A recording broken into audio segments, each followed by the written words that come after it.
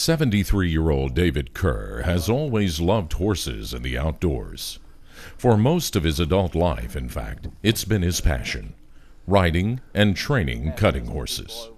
But in the summer of 2009, David could no longer enjoy his passion, or even ride a horse for that matter. And I tried to find out what the hurting I had in my chest and my ribs and back in under my shoulder blade and stuff. But nobody never found it. They'd x-ray me. They never found anything. I couldn't even ride a horse over. Lope one over probably 10 minutes. David went through a series of doctors who treated him for everything from stomach problems to high blood pressure. But the pain persisted, and David's real illness went undiagnosed until finally, on July 20th, 2009, David was told he had cancer.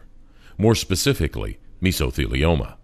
David remembers that day very well. I remember I'd went to one, then he sent the x-rays to another one, and I had to go to him, and he told me what it was, but he didn't tell me really how bad it was. He sent me to another one.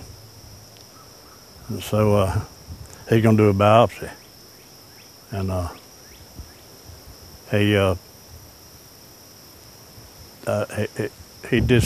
asked him something, and he didn't ever look at me. He's trying to tell them girls to get me a appointment where I get a biopsy.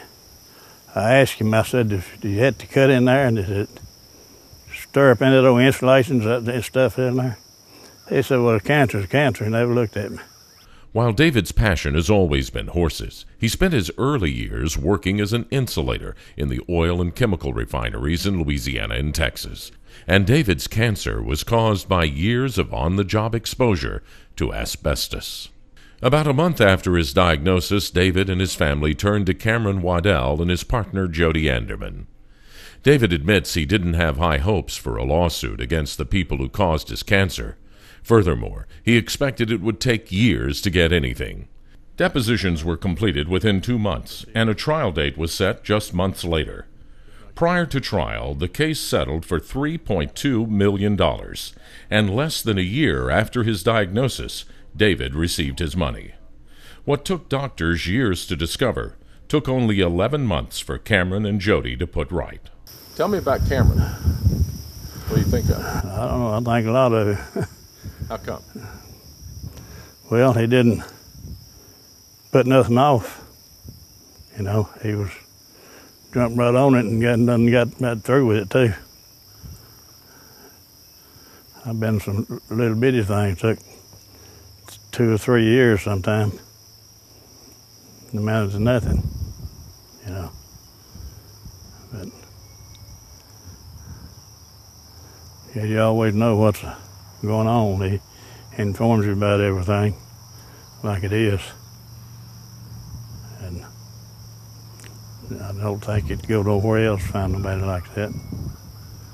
Just looked into him, I guess. Today, David Kerr continues to struggle with the day-to-day effects of his disease, but one thing he does not struggle with is worrying about who will take care of him and his family, especially after he is gone. No, just security, I guess. I ain't done nothing with none of it. I don't know what to do with it. And there's something with it, though. I have to give it to them kids pretty soon, imagine. So that'll be good.